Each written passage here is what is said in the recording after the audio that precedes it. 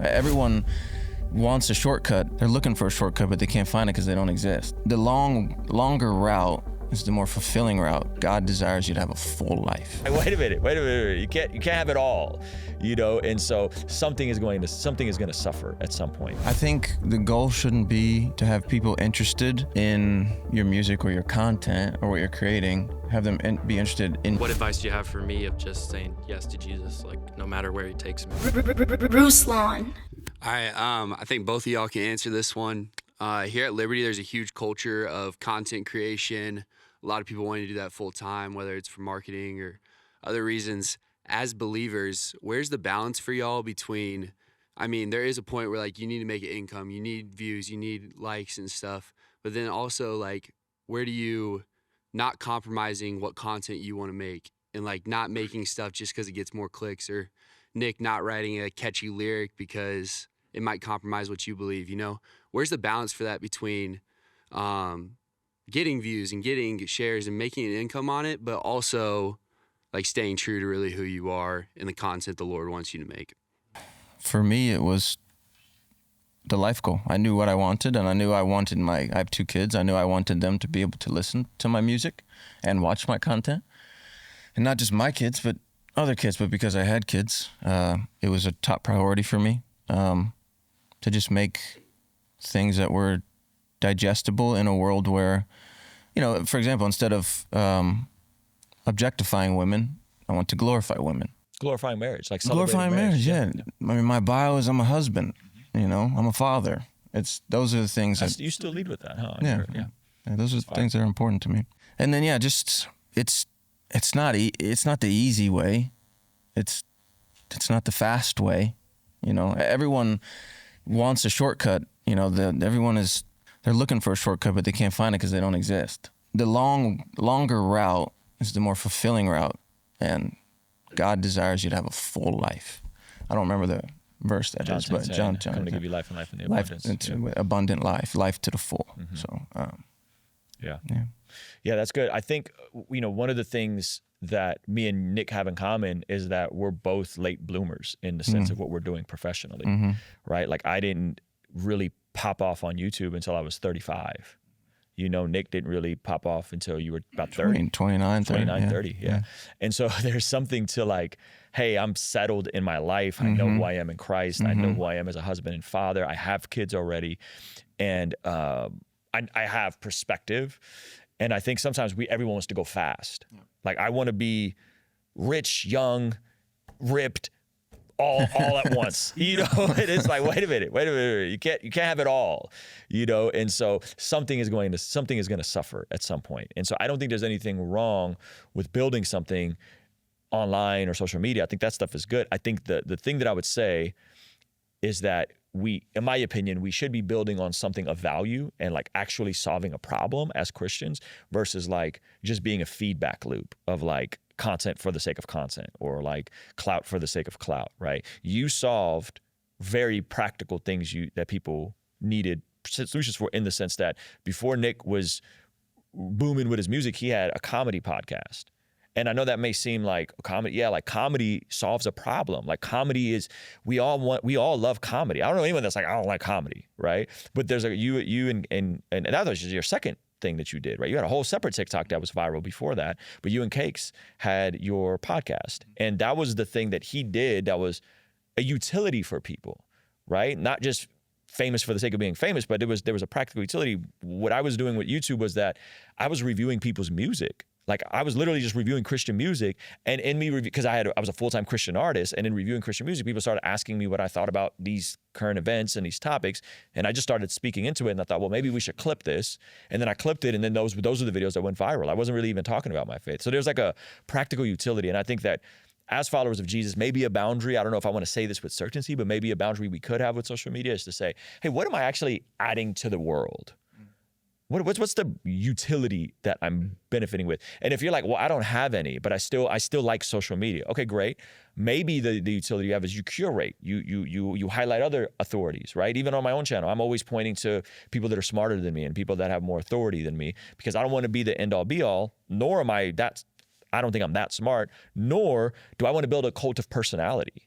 it's ultimately not about me. Like, it's about all these other people. So I love championing and platforming other people. So if you're like, hey, I'm 21, I'm 22, I really want to get into Christian YouTube or Christian TikTok. Okay, great. Maybe you highlight other voices that you celebrate, and then you add your 2 cents, right? So I don't know if you want to speak into like the utility thing, but that was really like, people started messing with your music because they saw you doing a comedy podcast. It's a little bit of both, yeah. So Initially, like, you're the guy from The Thing. You know? I had a lot of that, yeah.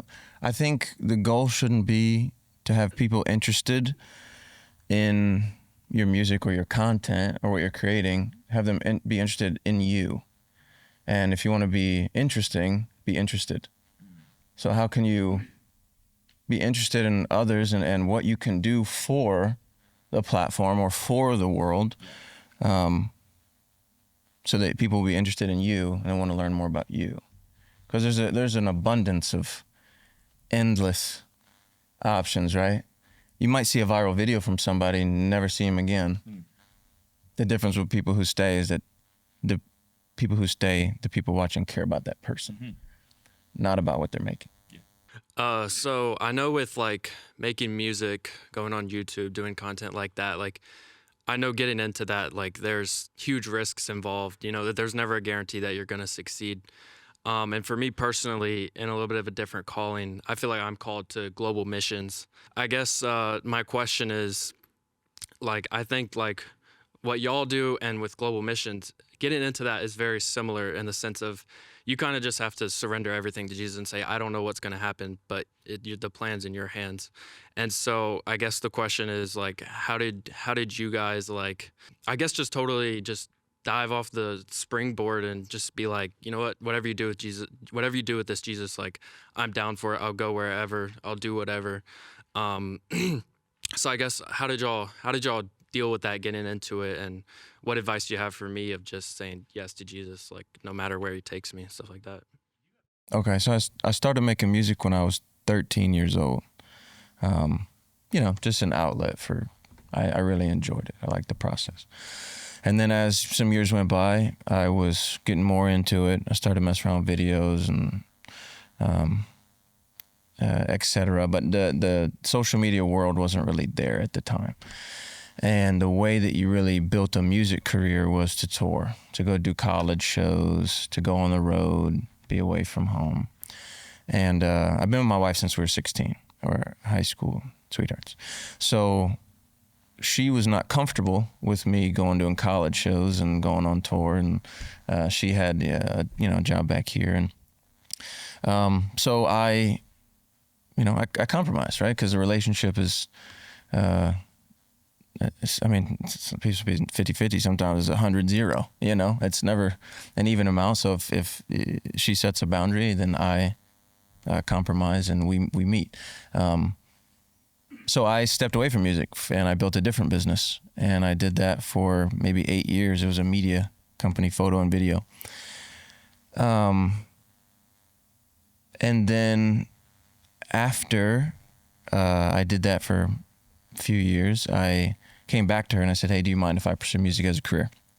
She gave me the go-ahead. I said, I think I know I can do it with no shows, that I can just post videos on the internet, and I think I can make this thing happen. Do I have your blessing? Do you mind if I try this? And I had her support.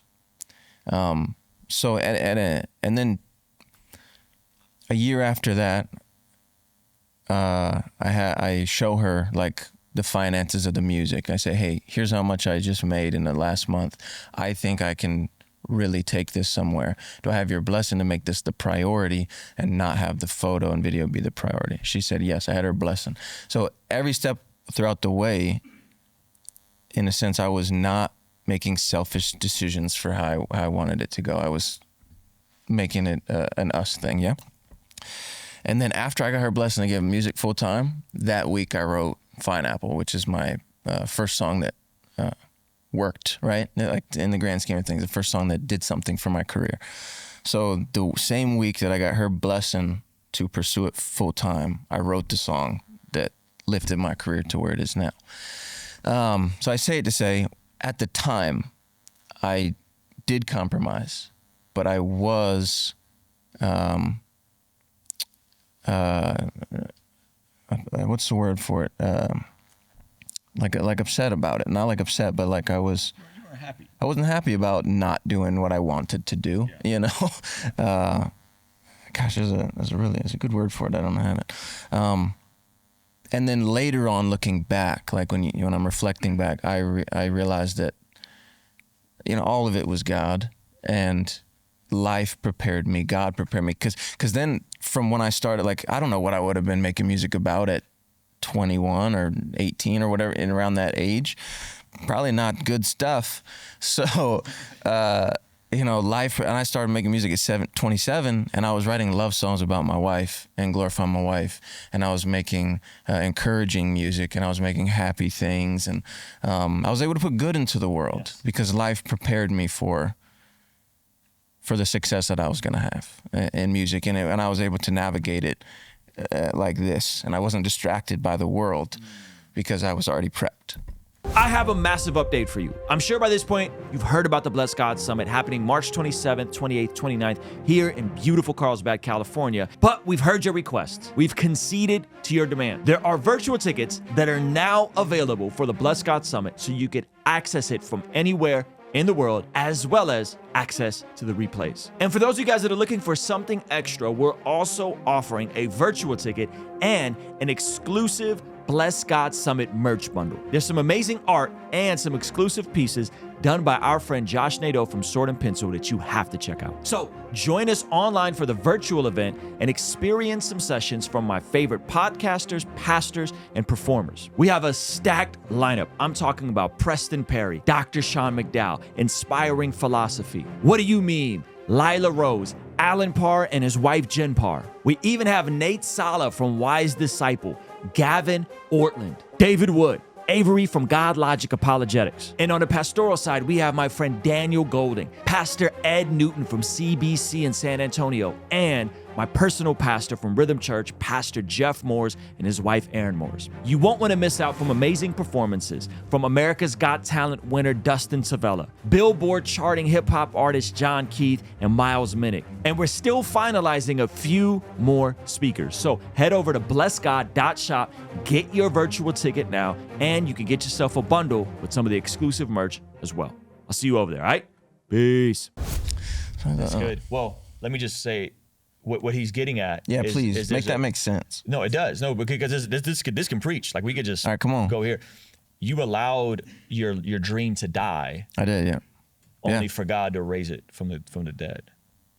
And God is a God of resurrection, right? And so why did he do that? He did that because the scriptures say, "He who does not provide for the needs of his family is worse than a non-believer and is denied the faith." Mm-hmm. That's in, don't tell me. Okay. Bible trivia. It's right after Thessalonians. I think it's in Timothy. So that's right after Thessalonians, right? That's next, right? Yeah. Right? Come on. So Nick understood that there's a hierarchy of priorities, and his wife and his family is above his self-actualization and self-aspirations. So he was able to let those die to honor what was the utmost good. I'm sounding like Jordan Peterson right now, right? To aim them towards the higher value of the thing that was his priority, which is his wife, which is your first ministry as a man. If you're married, is your wife, your home, your kids. And because I really believe this, like, because you were willing to let this die, God rose it and made it bigger than you may have ever imagined, right? And so, like, coming back to you, like, as a missionary, a lot of what you got to do is prioritize that. Because, I mean, listen, I know kids that grew up as missionaries that are thriving. And then I also know kids that grew up as missionaries that are hurting, and they're angry at the church, and they're angry at the mom and dad never being there, you know, always struggling, right? And all these things. And so it's like, you have to figure out those priorities, and then you have to figure out really what you get into is it is actually a lot similar to what we do, because you got to get into the people business to fundraise, because there are people that will write checks. I support a lot of missionaries. I write a lot of checks. Why? Because sometimes I want to go, but I can't, so I send. And so you then get to figure out, how do I figure out the senders, and how do I get those relationships to be able to have a life where my kids aren't living hand to mouth? right? And that's very tactical. I had a friend that was in Navigators, and he was doing college ministry, and he was the #1 fundraiser with the Navigators, right? And he's crushing it, like outlandish amounts he was fundraising, because he would just prioritize his family, and then he would go and have the relationships, and God always breathed on it. And they never didn't have health insurance. They never went without food. And so there's that tension there. And I'm assuming you want to be married and you want to have a family at some point. And so I want you to think of all of that. Is that helpful? Okay. What do you think are some things that the church, like organization, can be doing different that can reach people, not necessarily in the way of like consumerism or like, you know, hey, come listen to a sermon for 30 minutes, then worship for 30 minutes and have a small group? Like, what are some ways that we can like fundamentally change or shape the way we kind of do church in America to better align with like God's vision? It's like the sermon thing or just something like that. I don't know. I think that's your circle. It's going to happen in circles, and then it's going to bleed into the church. I don't think the church can just take away the lights and cameras and people will just show up. I think it happens in the room, and then it bleeds over. That's the daily life, I think. Yeah. How you do life and how you share it with people in your life, and then it'll bleed in. I think it's that way. I don't think it's the other way. Yeah. There's a church we highlighted in our area called North Coast Church, and Nick is totally nailing it. And North Coast Church is like the mega church. We did a whole vlog on it. But North Coast Church has like 95% of their people in small groups, and it's not that they put on a great show or a great teaching. They do. Like their pastors and phenomenal Pastor Chris Brown out at North Coast, and they coined the multi-site, and like they literally coined the multi-site, like the screen pastor thing, like that's where it came from. But their church is in community, loving and shepherding each other, and they do life with each other. And we got to see it firsthand. We lost a friend of mine a couple years ago, T. Ross the Giant. I think you remember T. Ross. Had leukemia, beat it, tragically came back. He passed on Thanksgiving Day. And watching North Coast Church and watching that community come around and the way they loved his family and shepherded his family and cared for his wife and like you saw it, and it's because it's in circles and not in crowds, you know. And so I know that sounds like super generic. You said small groups as like if it was a bad thing. I think it's it. I think that's it. I think it's in small groups. I think it's in circles. I think it's in community, and it's the inside out transformation. And then to me, the Sunday morning or the convocation is just a pep talk. Like it's just that's halftime, you know. It's like you guys get to go back out and live this out in your day to day, and it's not about how big or small the church is. It's not about how many screens they have. It's not about if there's live preaching versus broadcast. It's about, are we cultivating community and are we equipping people? See, there's that passage in Ephesians chapter 5 or 6. It says, you know, some are called to be apostles, teachers, preachers, prophets, and then it says to equip the saints for the ministry. So the leaders aren't like, the leaders are here to equip you guys for the ministry. They're here to equip us to be the hands and feet of Jesus for the ministry, meaning it's us in the trenches on the front lines that are doing the work of the ministry as the church. And I think sometimes we have a top-down philosophy. I know it's bottom up. It's like bottom up. And that really goes back to like small groups. I know you guys do small groups on, is it Wednesday nights here? You guys do small groups? Like that's where it's going to happen. Like creating those spaces where people can feel safe and protected, and at the same time be challenged to grow and love more. And it's a messy process because life is messy and people are messy. Hey, thank you so much for checking out the video. Please be sure to comment below and subscribe and all that good stuff. And check out this other video that YouTube seems to be recommending just for you. Let me know if they nailed it. All right, I'll see you over there. Peace.